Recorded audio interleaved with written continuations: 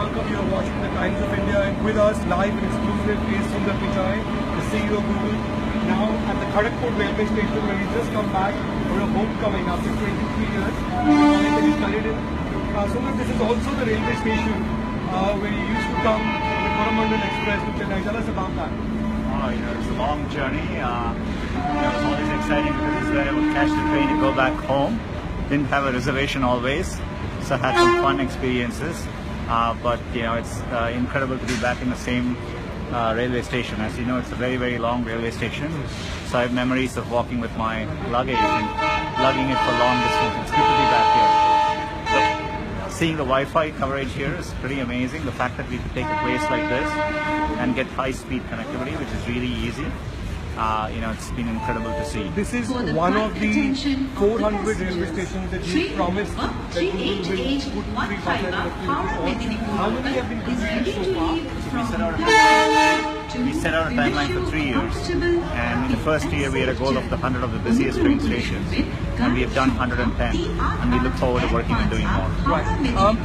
I was told that what you're finding when you're putting this free Wi-Fi is that stations in smaller towns are getting a lot of people coming in just to hang out.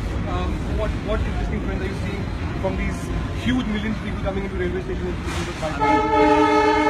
find that in rural areas where they don't have great connectivity, people actually come into the stations and they spend time so they can use. Shows the demand Indian users have for it. So, Sundar, one of the things that you have promised the Prime Minister, Google is a very much important partner to the India initiative, in terms of connecting India digitally and getting all Indians online.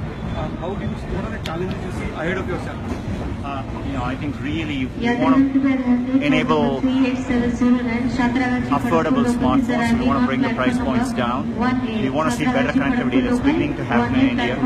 We need to make sure the internet works in more languages than ever before. So we're working on all these problems, and I'm optimistic we can make progress. Sundar, you are right from India to the US. CEO of one of the great game-changing companies in the world. What is it like to be an Indian in Silicon Valley and running Google? When you're there, what makes Silicon Valley great is it's a place where ideas are what matter, not where you come from. And there are many people like me from all over the world, and so I think that's what makes Silicon Valley as great as it is. One last question, Sundar. I know you have to go. With Donald Trump becoming the US president, what does that mean for tech giants like Google and Silicon Valley, which thrives on diversity?